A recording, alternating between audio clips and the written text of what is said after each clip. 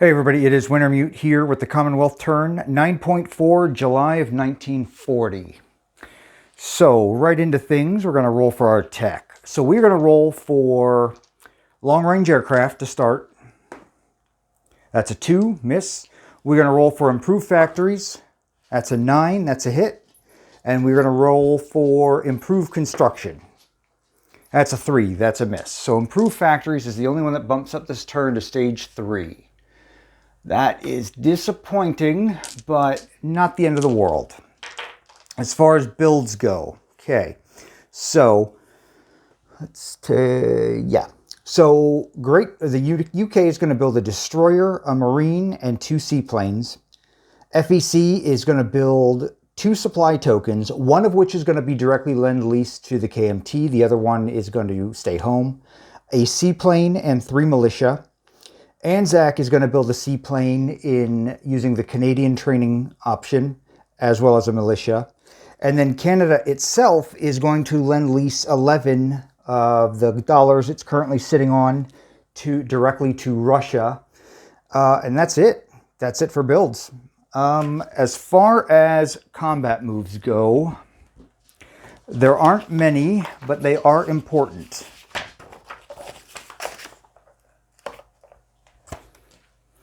So I'm going to reposition everything here.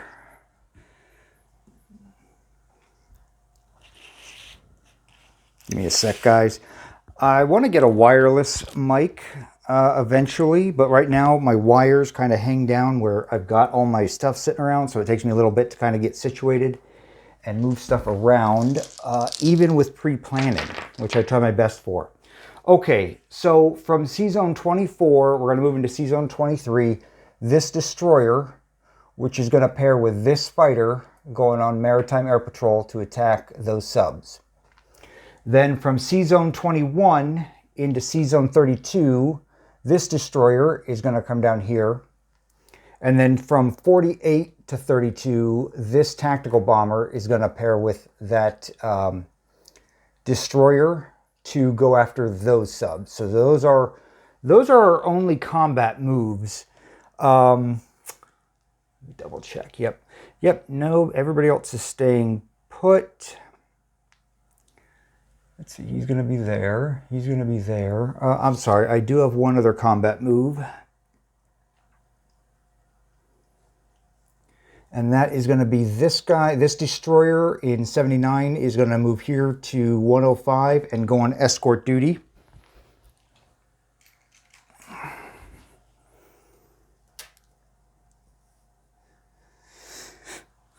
All right, we're going to move back up here.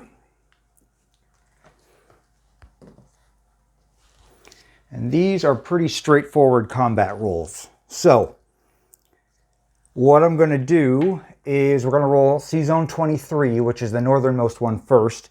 And we're going to roll for the fighter at a 6, which hits. And we're going to roll for the destroyer at a 4, which misses. So he loses 1 sub, and then they all go under the water. And then here in C-Zone 32, I've got a 7 for the TAC bomber, which hits. And then I've got a 4 for the destroyer, which misses. So, okay, that was about dead on average.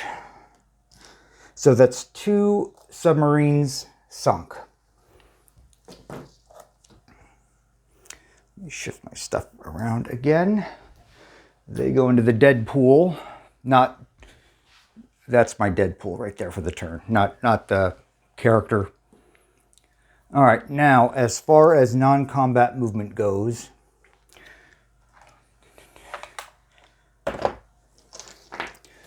so what we're going to do, can't do that.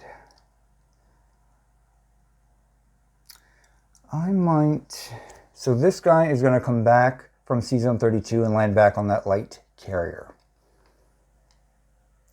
This fighter is going to come back here and land on that light carrier.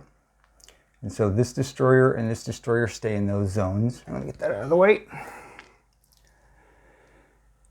Let's see.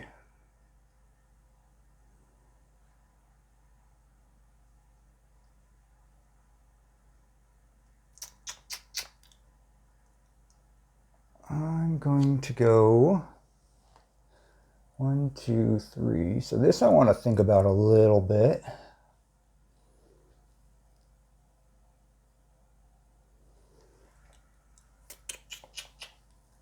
Yeah, he's fine. I'm going to slide this guy over here to 22. So that's going to be a light cruiser, a light carrier with a fighter. But what's going to happen is this fighter... Come on, guys.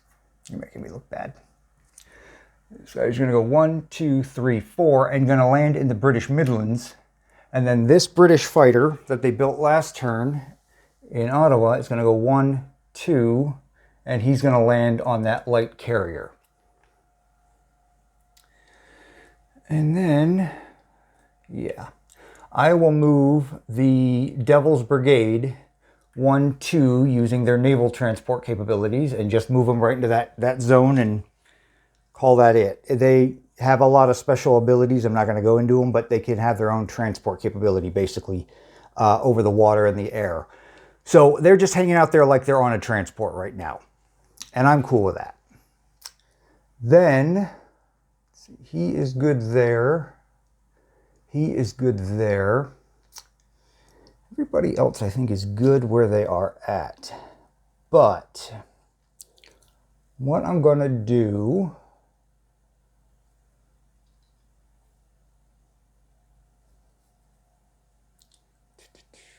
Yeah.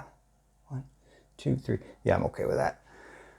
I'm going to move this fighter from the Northern England down to London.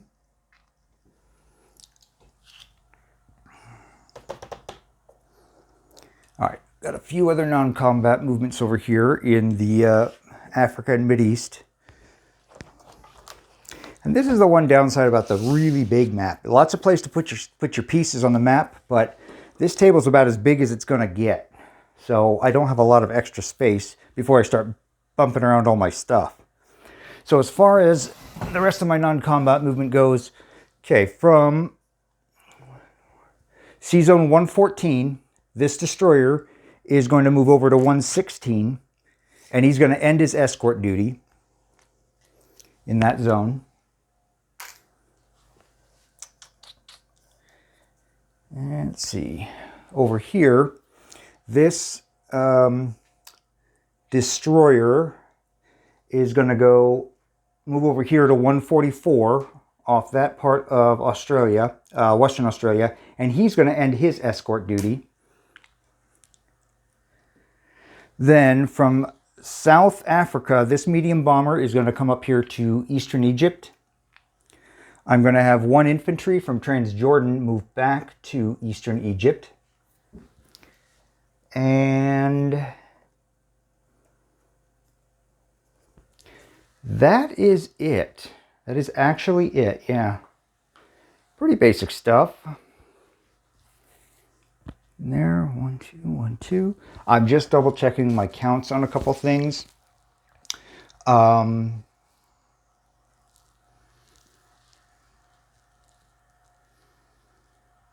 Oh, yep, that's fine. We can leave that.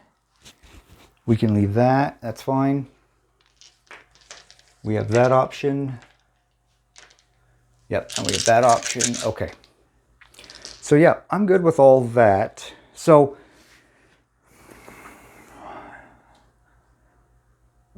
place units.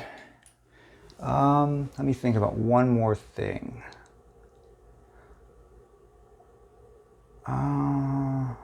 Yeah, he'll stay there.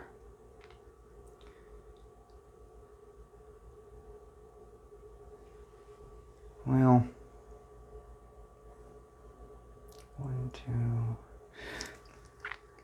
I am going to go ahead and non-com this torpedo boat destroyer out here to join this fleet in C-Zone 49. Sorry, I was on the fence about a couple of these moves, and I wanted to kind of wait to see how things kind of settled down with those combat roles. So I got to kind of stop and think about where some of the stuff is going to end up. Okay, now as far as placing units goes, so let's first off, 11 bucks from Canada straight into Russia's pocket. We're just going to dump that right on top of their stack. That's $11 total that Russia gets from Canada.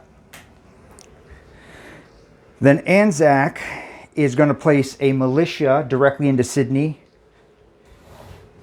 And then they're going to place this seaplane right into Ottawa for the training there. Oh, that, whoops. Yeah, I need to get a better camera stand. This thing's a Walmart cheapie. We can pull that out. There we go. Okay, so that is it for Canada and Anzac. Now FEC is going to build a seaplane in Calcutta. They're going to build a supply token in Calcutta. They're going to lend lease a supply token via the Burma Road up into Yunnan. Then they're going to place 2 militia into Hong Kong, and they'll be joining that token. And then they're going to place their 3rd militia into Malaya. And I will dump both those guys on their respective cards over here. And then London, or the United Kingdom is going to place a seaplane in South Africa. They're going to place a destroyer in Sea Zone 24. They are going to place, oh, where'd the other guys go? There he is. A seaplane in North England. And they're going to place that Marine in London. And I'll chip some of this stuff out and clean it up a little bit later. So that is it as far as place units go. Now, as far as collecting income, we are going to roll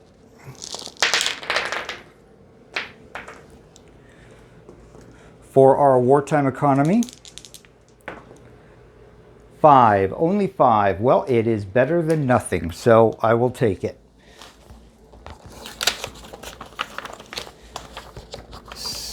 Now, all of that is going to go to the United Kingdom.